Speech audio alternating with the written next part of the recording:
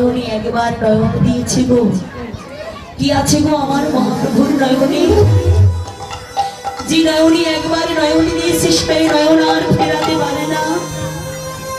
দিবানিশা মোর প্রাণ গৌর বলে কেঁদে বেড়া। হরি বল হরি বল। বাবা শ্রী শ্রীবাস সঙ্গীরার মাঝে আমার মহাপ্রভু যখন তার সবার সবৃন্দকে নিয়ে কীর্তন করত, আর সেই মহাপ্রভুর কীর্তন লুকিয়ে লুকিয়ে শ্রবণ করত এক ছোট জাতের মেয়ে, নাম ছিল তার দুঃখী। মহাপ্রভুর কীর্তন শ্রবণ করত এবং সেই বিপ্রলম্ব ভাব মহাপ্রভুকে সেই ছোট্ট দুঃখী মেয়ে দু নয়ন ভরে দর্শন করত। বাবা, যারা নিচু জাতি, যারা ছোট জাতি, তাদেরকে কিন্তু আমরা আমাদের সমাজে আসতে দেই না, তাই না? সেই নিচু জাতির মেয়ে ছোট দুঃখী কি করতে জানেন? অদূর থেকে লুকিয়ে লুকিয়ে আমার মহাপ্রভুকে দর্শন করে দুটি নয়নের জলে মুখ ভাসিয়ে দিত। আর সেই মহাপ্রভুর কীর্তন দু কর্ণ ভরে মনে ভরে প্রাণ ভরে শ্রবণ করত সেই কীর্তন। কিন্তু বাবা, যে প্রতিদিন এমন বিপ্রলম্ব ভাব আমার গুণারূপ দর্শন করে অধরে আর থাকতে পারলো না ছোট দুঃখী, নিজেকে আর সেখানে ধরে রাখতে পারলো না, তার ইচ্ছে করছে, হে ভগবান, হে গৌর হরি, কেন তুমি আমায় নিচু কুলে জন্ম দিয়েছ? আজকে তুমি যদি আমায় ওদের কুলে জন্ম দিতে, তাহলে ওদের সঙ্গে মিশে তোমার সঙ্গে আমি কীর্তন করতে পারতাম। প্রভু, তুমি আমায় নিচু কুলে জন্ম দিয়েছ বলে আমি তো তোমার কাছে যেতে পারছি না প্রভু।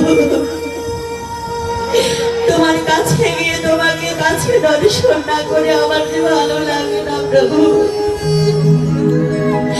সেই ছোট জাতির মেয়ে, এতটুকু বয়সের মেয়ে, তার ভিতরে কত প্রেম ভক্তি ভালোবাসা লুকিয়ে আছে। এসে চুপি চুপি শ্রীবাসকে ডেকে ডেকে বলছে, প্রভু প্রভু, আমি একটা কথা বলবো, শুনবে? বলে, বলো তুমি কি কথা বলবে? তোমার বাড়িতে প্রতিদিন কত ভক্ত আসে, মহাপ্রভু সেই ভক্তদেরকে নিয়ে কীর্তন করে, জানো? আমারও স্বাদ জেগেছে, তুমি কত ভক্তির চরণ ধৌত করে দাও, আমারও স্বাদ জেগেছে। এই অভাগিনী ছোট মেয়ে প্রতিদিন নদী থেকে জল এনে দেবে, আর সেই নদীর জল দিয়ে তুমি সকল ভক্তগণের মহাপ্রভুর চরণ তুমি ধৌত করে দেবে। বলো, কৃপা করে আমায় বলো, দাও, তুমি আমায় কথা দাও। শ্রীবাস কথা দিল, ঠিক আছে প্রভু, তুমি তো কথা দিলে, তবে আরেকটি কথা দাও, এ কথা যেন ভুল করেও আমার মহাপ্রভুর কর্ণে না যায়। তুমি আমার মহাপ্রভুকে এ কথা বলো না। যদি আমার মহাপ্রভুকে এ কথা বলে দাও, তাহলে কোনো ভক্ত আর আমার মহাপ্রভুর কাছে আসবে না। ঠিক আছে, আমি তোমায় কথা দিই।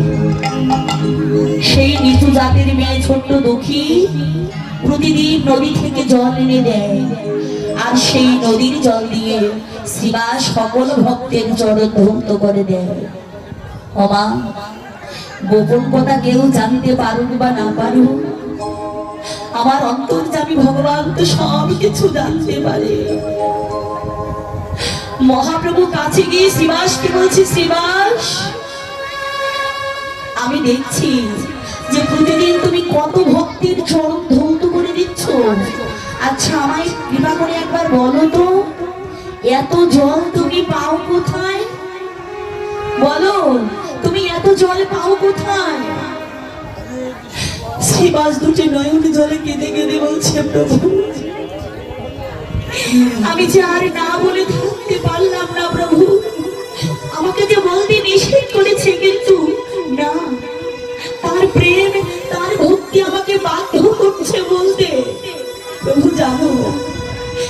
জল আমি পাই কোথায়? সে আর কেউ নয়, এই ছোট জাতির মেয়ে, এতটুকু মেয়ে। জানো প্রভু, তোমাকে দর্শন করে, তোমার মহিমান্বিত কীর্তন শ্রবণ করে সে যে পাগল হয়ে গেছে। তাই প্রভু, ওই এতটুকু মেয়ে প্রতিদিন নদী থেকে জল এনে দেয়, আর তার সেই দেওয়া জল দিয়ে আমি সকল ভক্তের চরণ ধৌত করে দিই।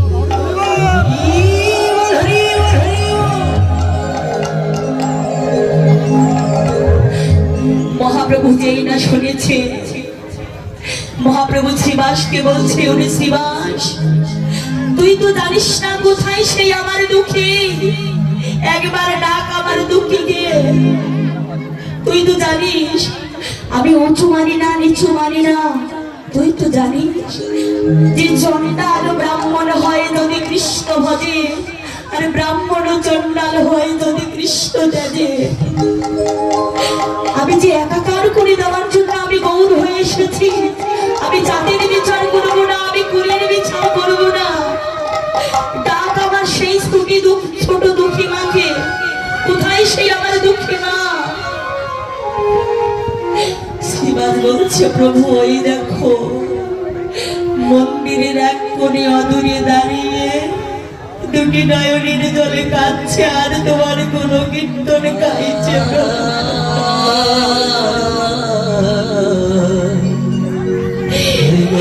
মহাপ্রভু বলছে, দুঃখী, ওই দুঃখী একবার ছুটে আয়, একবার আয় আয় ভক্ত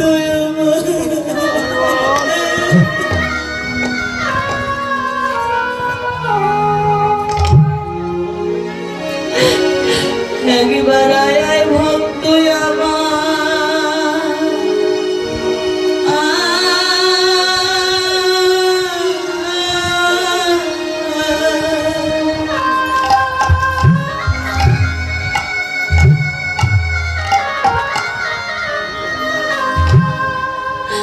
আমার পক্ষে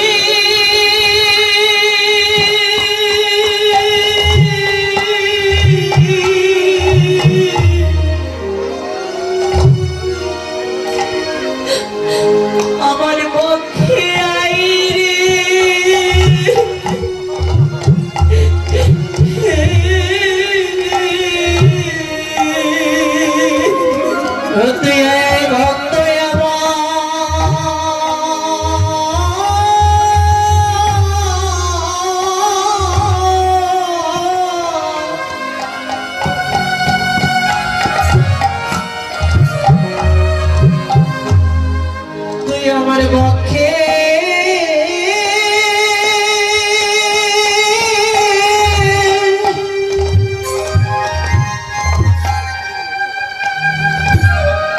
তুই আমার পক্ষে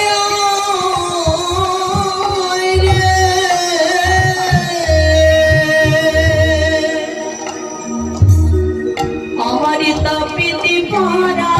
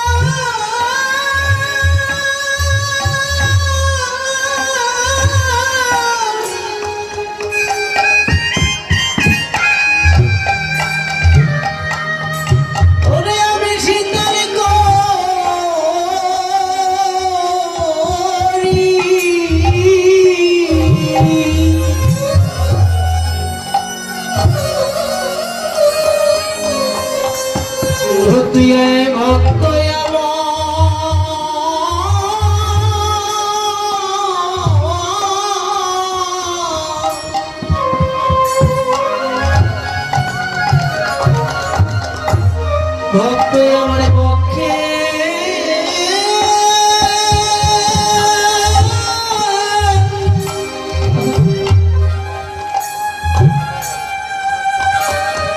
আমার পক্ষে রে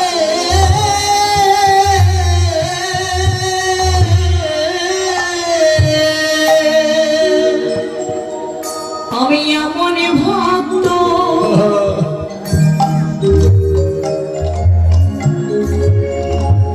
আরে কোথায় কোথায় পাবো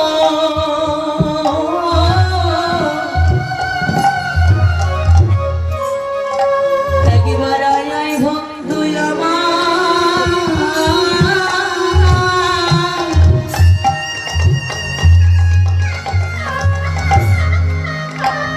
আমার পক্ষে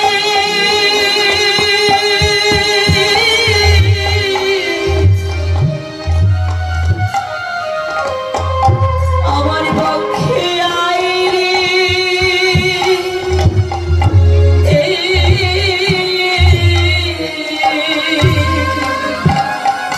ওই আমি এমন ভক্ত